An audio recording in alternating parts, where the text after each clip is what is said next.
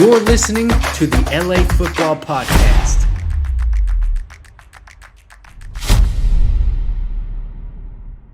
What's going on, Los Angeles? Welcome in to the LA Football Podcast here on the LA Football Network, and finally back after a little hiatus thanks to playoff baseball back on the mightier 1090 ESPN radio. Excited to be back on the airwaves, bringing everyone LA football talk. We got a huge weekend this weekend. Rams, Bucs, which will kind of start the show off. We got Chargers and Falcons.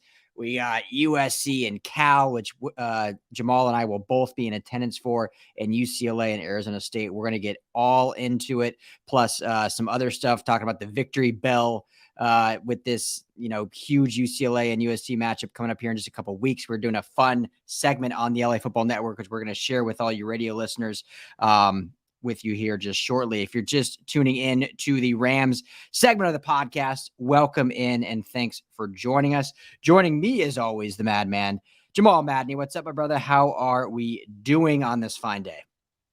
Doing well, ride or die. Excited to be here on this great Friday and ready to dive into some conversation about these great games coming up. Hard to believe we're in November, and that's the key month of separation in college football, and a huge month in the NFL where you really kind of find out who is who. So excited to be into November with you and talk all things LA football. Yes, sir. Yeah, it's crazy how fast this season has gone by already, and where we are at this point in the season, and kind of where our teams sit, considering the college teams, how dominant they've been and how up and down, inconsistent, and flat out just not good the pro teams have been compared to what they were last year. So it's a very interesting year. It's still overall been a great year, fun year. Excited to get into it. Show is always brought to you by our friends at BetOnline. Head to betonline.ag today. Use the promo code BELIEVE. That's BLEAV. Get a 50% welcome bonus on your first deposit. You can bet on any of these games this weekend, but any sport, not just a football. If you prefer betting on basketball, hockey, badminton, whatever, they got everything over at BetOnline, and just use the promo code BELIEVE. Tell the guys at the LA Football Network sent you. So Jamal, this Rams now are going to be heading down to Tampa for what the last few years has been a fun matchup. This year, a very different matchup. Both teams under 500. Rams 3-4. The Tampa Bay Buccaneers are 3-5. Both don't look great. Both have issues. Quarterback play has been erratic. Coaching decisions have been erratic. Off the field stuff has been in the news, whether it's with the Cam Akers, the OBJ with the Rams, and obviously Tom Brady and Gisele with the Bucs. What interests you most about this game? Is it actually the matchup on the field, or is it what's just surrounding where these teams are in 2022?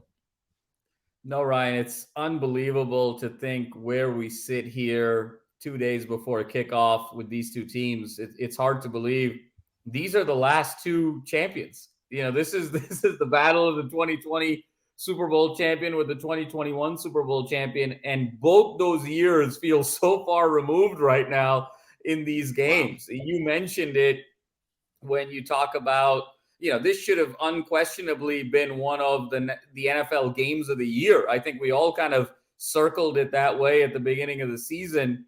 And to see even last year's divisional playoff, what a thriller that was. The Rams race out 27-3 and on the cusp of blowing out the Bucs, and then the dramatic comeback by Brady, and then the beautiful throw from Stafford to Kupp with the game-winning field goal. I mean, just even that game and what it meant in terms of the Rams playoff run, I think that was the beginning of us thinking, hey, maybe this could happen this year. And so just the history with these two teams the last couple of years has been so significant. And for them to be in this predicament where I feel it's almost an elimination game, Ryan, in the regular season. I think the loser of this game, I think it's very hard to believe that they have a credible opportunity to make the playoffs this season. And that's just so staggering to believe. And so I think for me, what's so intriguing is, A, the level of desperation that both teams need to play to salvage their season, And then B, you mentioned it, all of these additional storylines that are taking place. You mentioned Cam Akers. I know we'll probably get into it in a bit of detail here about the meeting with McVay this week and his possible reintegration into the team after basically being away for several weeks and almost assuredly being someone who was going to get traded. That did not happen. The Cooper Kupp injury, Stafford's inconsistency. And then on the Tampa side, what's really going on with Brady giving up his beautiful supermodel Brazilian wife for a 3-5 season, and receivers who can't seem to catch wide open passes, and just not on the same page in any way, shape, or form, offensively, defensively, or special teams. So I think more than the quality of the game, I think it's the storyline of what this game means for each of these teams moving forward. Yeah, it's going to be a fascinating game, an extremely important game for both teams. I mean, you could argue it's not as important for the Bucs just because of the state of their division. I mean, they could arguably win that division at 8-9, the way it's looking at this point, with the Falcons winning it right now in first place at 500, which we'll get into later in the show with our Chargers preview. But, the Rams are falling behind, surprisingly, the Seahawks, and then the Niners are only getting stronger with getting CMC in the trade deadline. So certainly means a lot for them, not just in terms of record, but just in terms of psyche, in terms of culture, in terms of just everything that's gone on this far and being the reigning champs. And you do not want to fall this far back. So I'm going to start with this before we really get into the matchup. And we kind of already touched on a little bit, but I want to bring the fans into this as well and get them to text in. Hopefully the text lines are open. So going into this game, we kind of brought up all the off the field stuff, all the interesting stuff, Jamal, but who at this time, whatever we are, week 8, 9, I'm terrible at math. So 3 and 4, 7, week 8, right? Week 9 after buys. Week 9. Thank you. Which team is in a worse spot heading into this game, the Rams or the Bucs? And for those listening, text RamsHouse, that's one word, RamsHouse, to 31032 and let us know. And that can be just anything. Jamal, I'll just toss to you first and I'll answer. Which team do you think is in a worse spot right now heading into this game? Ryan, I think it's the Rams. And I think it's the Rams because, A, you alluded to the division that they're in. A loss here would mean that they would be 2 games behind the Seahawks, that they would be 1 game behind the Niners, but having lost both games, essentially 2 games because they don't have the tiebreak. And to be firmly in 3rd place in that division going into, with 9 games to play, I don't think is a pleasant position to be in, especially when you look at the fact that the NFC East is going to get at least 1 wild card, maybe 2, and you start kind of breaking down playoff spots and the probability of getting into the playoffs without winning the division, I think is very slim. Second, I think it is where this game is being placed in the schedule. If the Rams lose this game, not only are they 3-5, but they're 0-2 after the bye.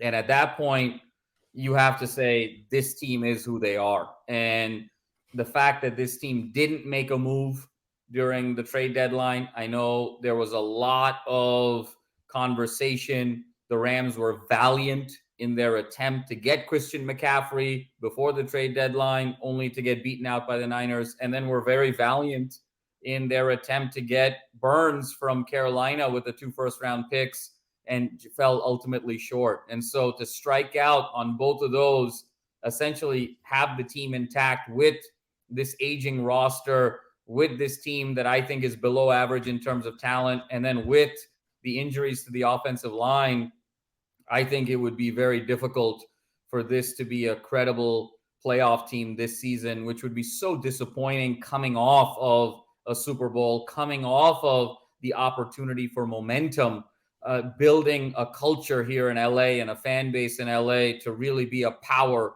right next to the Lakers and the Dodgers as perennial superstars in our hearts. And so I think for all of those reasons, it's the Rams. The Bucs are in a terrible position. But again, at the end of the day, Tom Brady came to Tampa and did what he needed to do. He won the Super Bowl year 1. I think everything sort of feels like house money a little bit, not only in his career, but also with this run with the Bucs, he came to do what they needed to do. They won it, and now they're just trying to see if they can get one more or can lightning strike again.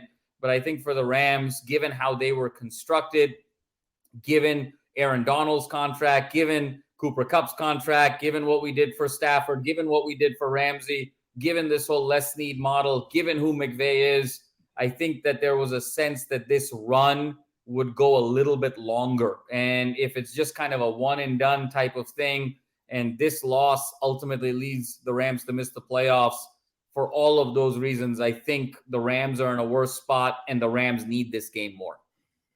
Yeah. I'm going to play both sides of the coin, and then I'll give my overall answer after. So you look at the Rams being in the worst spot, currently ranked 20 or 30th in total yards per game, ranked 28th in points per game.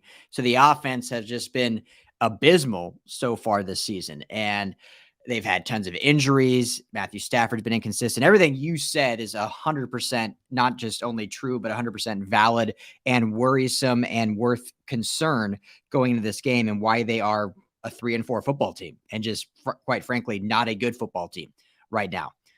Then you look at the other side of the coin, and those 4 losses, 2 against the Niners, who the Niners, A, are good, B, just always beat the Rams. The other 2 against the Bills and the Cowboys, who are also 2 very good, actually, NFL teams. You look at the Buccaneers, their 5 losses, 2 of those losses come against an abysmal Panthers team and a pretty bad Steelers team, where both of those games, the offense could do nothing. The defense couldn't slow down PJ Walker and the Panthers. So you look at that and you're like, okay, who's really in this worst spot? I will go looking not at the season totality, but going into this week, I will say the Bucs are in a worse spot simply because they are 1 loss further, and B, the Rams are getting healthier now. That didn't help them last week necessarily, but Brian Allen back practicing. David Edwards was at practice today, not practicing, but he was at the facility, which is a good sign, meaning he'll be coming back soon. Kyron Williams is in that 21-day window coming off the IR. Van Jefferson will be in his second game back, so you would have to think he's going to be much more involved.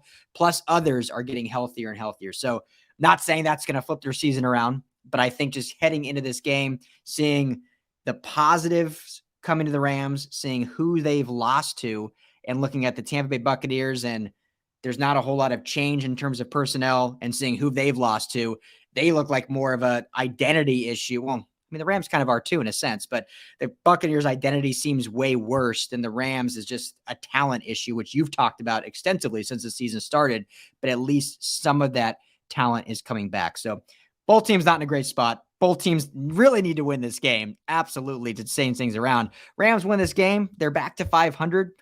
You know, I still don't think they're necessarily a Super Bowl contender, but the season's still plenty in front of them, sitting at 4-4 if they're able to win this game. So definitely I think they're in a better spot right now. We'll see if that continues, or we'll see if that loses this game. And another thing on that, Jamal, that I want to ask you on, Tom Brady is obviously he's the greatest quarterback we've ever seen. He's going to go down as the greatest quarterback this league has ever seen. And it's going to be very hard for anyone to top what he has done, whether it's individually or team-wise in terms of Super Bowls and what. I don't know anyone can do that. This year, though, it proves that, you know, off the field distractions absolutely can affect level of play. And I know there's the guys around him aren't necessarily helping of a ton, but you can just see there's like a weird vibe. But B, even on top of that, this is the first year, and unless it happened years past, this was never reported on, but to my knowledge, and correct me if I'm wrong, but this is the first year where Brady just seems less involved, like skipped out of training camp, basically. There's reports of him like not going to certain practices each week, kind of just picks and chooses when he goes, has different film sessions, does things separately from the team, has taken flights differently. And the Brady we know, that the GOAT that we know, has always been like first there, last to leave, the grinder, do this, do that. And so that alone, I think, is why this Buccaneers team is 3-5. Yeah, some of his teammates aren't helping out necessarily, or they're not getting the great production they've had before. But to me, if you're not only your quarterback, but your star quarterback that came out of retirement is A, having family issues and off the field, but then B, is just really not involved in stuff other than Sundays. It's no reason they're 3-5, right? Am I crazy? No, you're absolutely right, Ryan. And it just shows what an incredible leader he has been for 20 years and how much leadership matters. This year is a microcosm, I would argue, of Aaron Rodgers' career, because the way Tom Brady has behaved this year is the way Aaron Rodgers has behaved his entire career. And it's why a guy as talented as Aaron Rodgers only has one Super Bowl ring. And it's why Brady is unquestionably the greatest player in the history of this game and will be. I don't see anyone going to top his accomplishments anytime soon. We're both going to be dead and buried before that happens, if it happens. And I completely agree with you. I think in terms of what he has meant to this franchise, year one, how galvanizing he was. Year two, I mean, people forget last year, Brady led the league in yards, in touchdowns. He was arguably the best quarterback in football last year at the age that he was in. Unfortunately, the Bucs just had one too many injuries on the defensive side of the field to really sort of push the envelope on a repeat. And this year, his ability, he said it best. And I think it was one of the few times in Tom Brady's career where he's been really vulnerable with the media.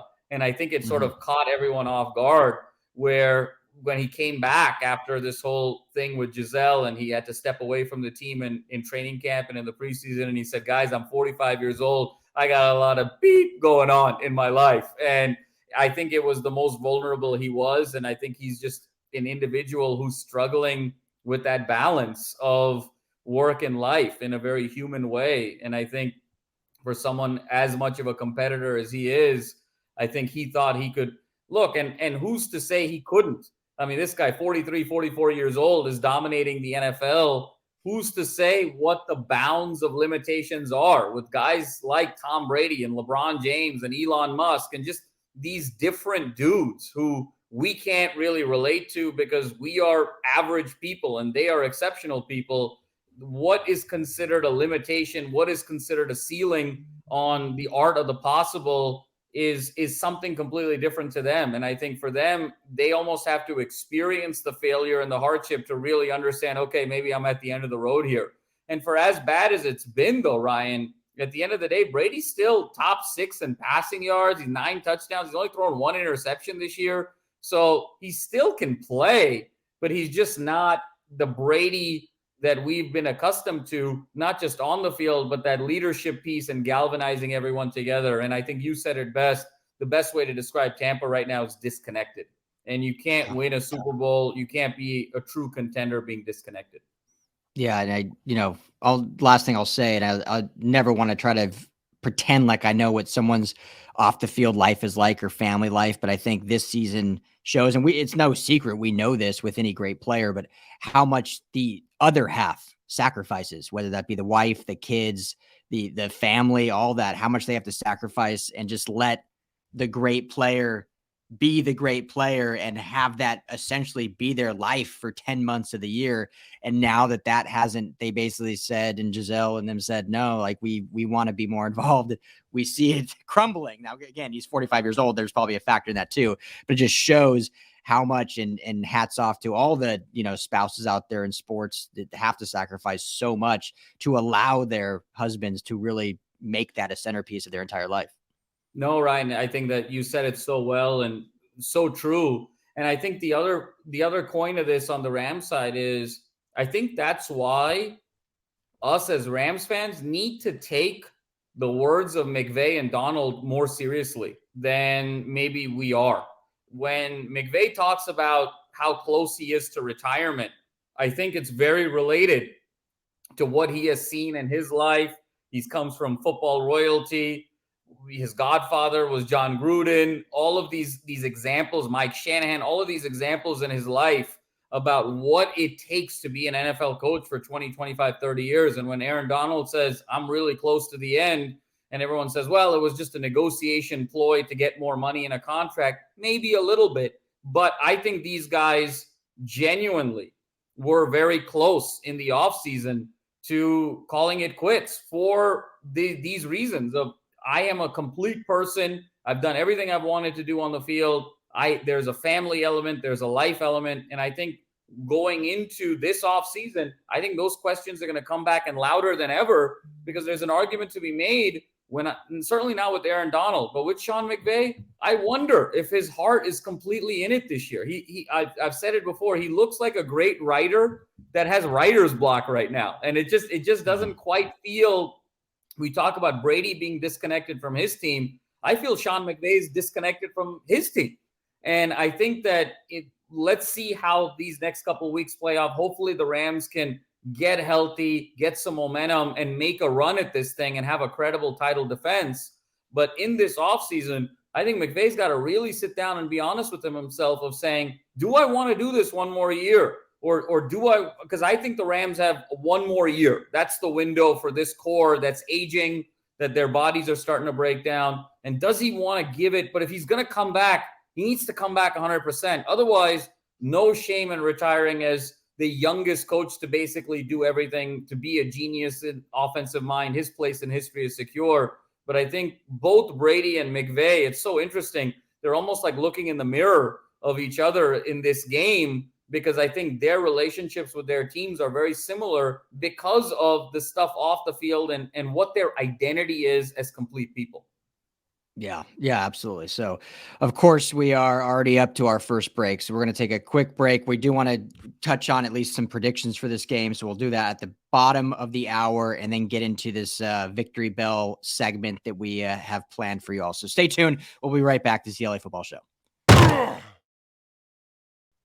All right, welcome back to the LA Football Show here on the LA Football Network and the mightier 1090 ESPN Radio. Jamal Madney, Ryan Dyward here talking about this Rams Bucs game, and had some great dialogue before, but we got to get into this particular game, a little bit of the matchups, the predictions. So Jamal, you look at the Rams, who, Van Jefferson will be in his second game back after being on IR all season long. Cam Akers, notably from practice day, probably is going to play after not playing for 2 weeks, being on the trade block. It was interesting, reported from the locker room. He was very cordial with the media, like very open, basically said, though, he didn't actually ask for a trade. So we don't exactly know what the disconnect with him and the team was, but seems like he's excited to be back and should get some playing time. And his last time playing the Bucs, he had 2 pretty critical fumbles. So big game for him. What are some key matchups you're looking for in this one, Jamal, that we're looking forward to on Sunday? Yeah, Ryan, there's a few. I mean, I think both offenses right now are just struggling so much. So I think which offense can find rhythm and really kind of get going and put some pressure on the other team, because it really feels like in this game, a 7-point lead feels like a 17-point lead in this game. So whoever can kind of get off to that fast start offensively, I think it's going to pay huge dividends down the stretch in this game, because I don't think either team is very comfortable playing from behind. And especially if you're the Rams on the road, having to play from behind, struggling in this way. I think the Cam Akers symbolism is really profound here, because you could argue that the Cam Akers tailspin began in the divisional last year in this very same stadium.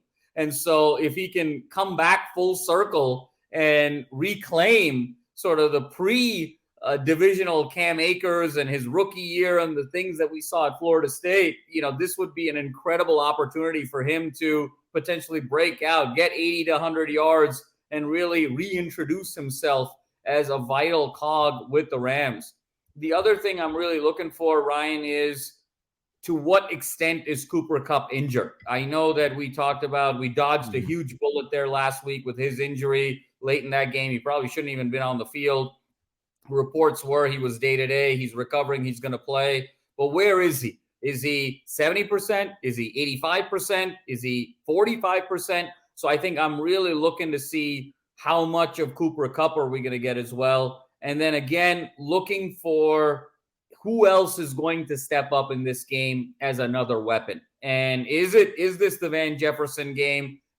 Are we going to get Higbee in sort of a bounce back? He had such a critical drop last week. Is it Ben Skro? Do we go deep with Tutu Atwell here? His 1 catch and 54 yards is still there on the season. So who else is going to really emerge? And then on the defensive side, really looking for Leonard Floyd to continue his great play from last week, his 2 sacks, and really pressure the GOAT, get the Bucs in second and long, third and long situations, and really put them into one-dimensional type of scenarios and take Leonard Fournette out of the game. So those are some of the things I really have my eye on. Yeah, all great points and all ones we'll all be watching. For me, I feel like a broken record, Jamal. Like, I feel like I say the same thing every week, but I'm going to just keep saying it till they do it. And it's this Rams rushing game, which you brought up about Cam Akers. It was, I don't know if this is a good thing or a bad thing or just a makes more sense thing, came out after the game last week that Darrell Henderson was, still fighting illness. So that was the reason for his limited action, limited carries, and why he was not even the feature back in that game. And so I would assume he will have a lot more carries in this one. Cam should play. They still have Malcolm Brown and others. So the big thing for me, though, is you look at this Buccaneers defense, and just 2 years ago, Jamal, this was the number one rush defense in football. Back when Ndamukong Suh was there, they had JPP on their defensive line. They still have Vita Vea, but Vita Vea was just a much more known, unmovable force, the big guy out of Washington. I know we have Gray Gaines on our side out of Washington. Vita Vea was the Gray Gaines before Gray Gaines, being a first-round top 10 pick. And in just 2 years removed, this rush defense has fallen off a cliff, gave up 220 plus yards rushing to Baltimore last week. Now, this Rams rushing game is nowhere near the caliber of what the Ravens have. The Ravens are one of the best rushing teams in football, but anyone that watched that game last week, in the first half, Lamar Jackson threw the ball 30 times in the first half. Well, I don't know what Greg Roman was doing, but they got out of their identity. In the second half, they said, we're a running football team. They got back to it, and they ran the ball down the throats of the Buccaneers. The Buccaneers could do nothing to stop them. So for me, it's simple. Yeah, Van Jefferson is back. I want to see him more involved. I'd love to see Tutu Atwell get a nice second catch of the year for 40-plus yards. But just run the damn ball 30-plus times. That's all the Rams need to do. I say it every week. I'm a broken record, Jamal. It's probably old for our listeners. But until they do it, I'm going to keep saying it because I truly believe that is going to be the difference maker. Matthew Stafford, I still think, is a good quarterback, but at this point in this season, he has been below average. So you're not going to win games on a below average quarterback play. You need to give him some help, and you do that with the rushing game. And when you're playing a team that is clearly struggling against the run like the Buccaneers are, that's what you have to exploit. So that's going to be the biggest thing for me, the biggest matchup for me, the biggest no-brainer for me is I don't care what last name is on the back of the jersey in the Rams uniform. They just need to run it 30-plus times. I don't care if it's Ben Skowronek getting 20 carries. Whoever it is, just run it. They need 30-plus carries as a unit. And then I think the Rams come out on top. I know that we're jumping to the prediction section, but that's the matchup for me, Jamal. No, I couldn't agree more, Ryan. And we've said it week over week. And for whatever reason, McVay doesn't want to commit to the run and is putting Cooper Kupp in harm's way, putting Matt Stafford in harm's way. And I think especially this type of a game, you're going to be able to get some opportunities in play action. I think we saw remnants of that last week. There was a tremendous amount of respect for that 49ers defensive line. And the Rams sort of pseudo ran the ball, you could argue, with the quick passing game. They almost used kind of the screen game as a proxy for the running game. And what that did was it allowed some deeper play action looks for Kupp and a little bit with Allen Robinson as well. And the Rams looked really good on those two drives in the first half because everything was predicated off of that screen game. But then obviously that dries up in the second half. And so, again, hopefully McVay sees that and says, hey, the screen game can sort of last a couple of drives, but the way to truly control line of scrimmage, stay in front of the chains is to run the ball. And even if we're getting 2 yards a carry, it's chewing clock. It's giving body blows to this defensive line that maybe will give one up in the second half and start getting gashed in the second half when they get tired. And also it sucks in your back seven to really then play the play action game and find some spaces and some holes to score just enough points to prevail. So I completely agree with you. I hope last week was a bit of a tipping point for McVay to really commit to it, but we'll see what happens. Yeah, exactly. Who knows if it will actually happen? But yeah, you said it forces the defense to have to be physical, which is it wears you down after a while. So, all right, well, let's wrap up with predictions, and then we're going to get into some fun USC and UCLA talk. We did a fun segment, so we'll jump over to that. But who you got in this one, Jamal? Do the Rams finally get back on track, bounce back after the bye? Ryan, at this stage, I think we've talked about we wanted to give the Rams every benefit of doubt up until this point. We're not a week over week narrative show. We've talked about that. We talked about, the loss to the Bills. Hey, a little bit of a Super Bowl hangover. Let's wait until after the bye to see what this team is. I was fairly disappointed with the performance last week, especially in that second half of them just kind of going quietly in the night. I'm at the point, Ryan, where now I need to see it to believe it. I'm right on the fence in terms of benefit of the doubt. So like we said, if they do commit to that run game, I think they will win. But at this point, I need to see McVay do it. And I have no reason to believe he is going to do it because he just hasn't done it yet. And so for those reasons, you still have the GOAT on the other side. You still have to give that man his respect, even though it isn't the same type of year. He's 45 years old. But for all of those reasons, I think it's going to be a low-scoring game, but I think the Bucs are going to win 17-13. 17-13, yeah. Very low scoring, right in the wheelhouse of what the Rams have done all season long. Want is not the correct word. Obviously, we want the Rams to win, but I lean towards the Bucs for everything you just said.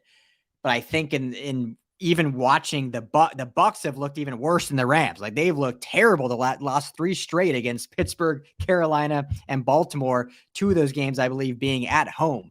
So I don't feel good about them either. I think the Rams have had the Bucs number, similar to how the Niners had the Rams number. The Rams have not lost to the Bucs since Brady's been down there. Brady cannot beat the Rams for whatever reason. So for that reason, I'll go take the other side. I'll go with the Rams get back on track because they have Brady's number, at least in a Bucs uniform.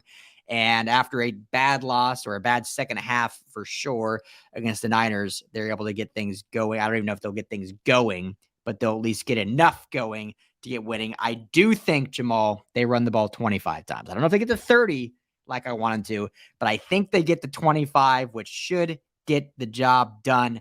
And I think defensively, they'll do enough where this Bucs offense has looked very porous as well over the last 3 weeks, especially. So I think they'll be able to slow down that unit. So I will go 24-17. Rams win by a touchdown, get back to 500, and maybe we can have some positives to talk about next week. I love that. And hey, Ryan, it's like my father says, either great minds think alike or fools seldom differ, where we both have the Bucs scoring exactly 17 points. So this is really the ball is in McVay's hands here of whether this is going to be a 24-point Ram output or a 13-point Ram output. So let's get our popcorn ready on Sunday and find out what actually happens.